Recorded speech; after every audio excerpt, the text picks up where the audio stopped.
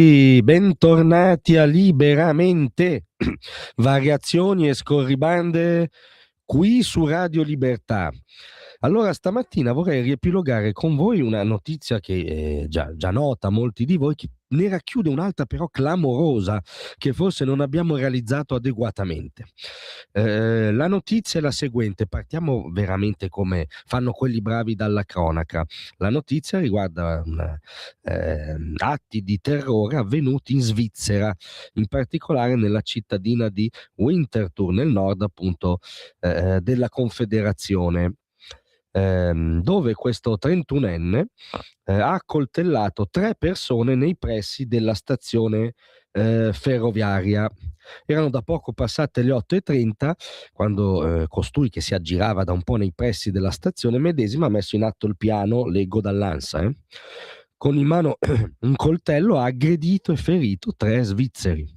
Un 28enne accoltellato a una gamba, ricoverato e poi dimesso, un 43enne ferito al collo ed infine un 52enne sottoposto a un intervento chirurgico d'urgenza, le cui condizioni insomma erano molto serie.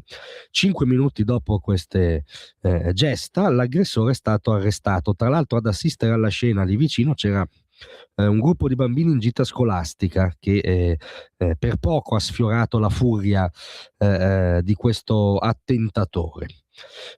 Questo attentatore, nato in Svizzera, aveva ottenuto la cittadinanza nel 2009.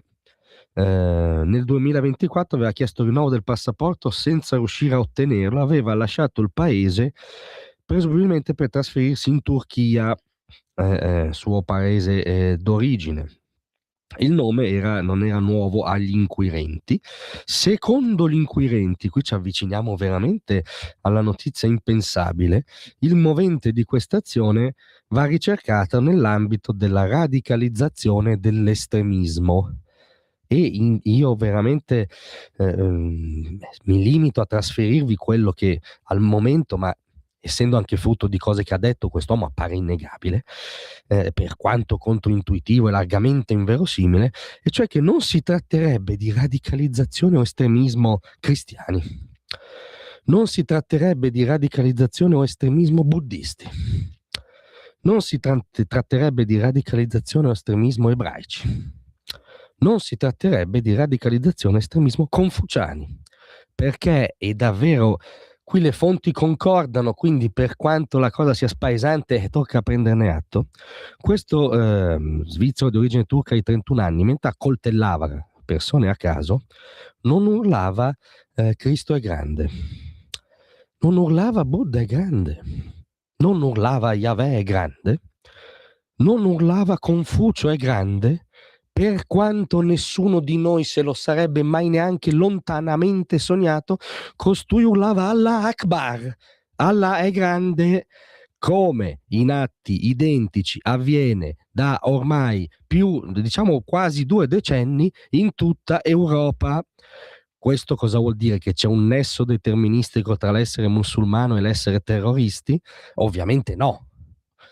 Se invertiamo il vettore del ragionamento, però, non possiamo neanche chiudere gli occhi di fronte al fatto che atti del genere, da quelli più organizzati, frutto proprio di cellule, diciamo, di terrorismo islamista, a questi di singoli lupi solitari sbandati, vedete che diranno che aveva sicuramente una serie di patologie psichiatriche da fare invidia al Joker, cioè vi diranno che era sicuramente un caso da manuale interessante per la scienza psicanalitica. Rimane il fatto che urlava Allah Akbar, che anche queste schegge impazzite, lupi solitari, sono coinvolti quando devono dare sfogo a questa, che può essere anche frutto di follia, sono tirati dentro il kit del terrorismo islamista e urlano da 20 anni in Europa, quando accoltellano a caso civili, Allah è grande. So che voi non ve l'aspettavate, ma al di là dello scherzo tragico, cosa ci dice questo messo insieme ai fatti di cronaca anche recenti, anche ormai sempre più allarmanti nel nostro paese?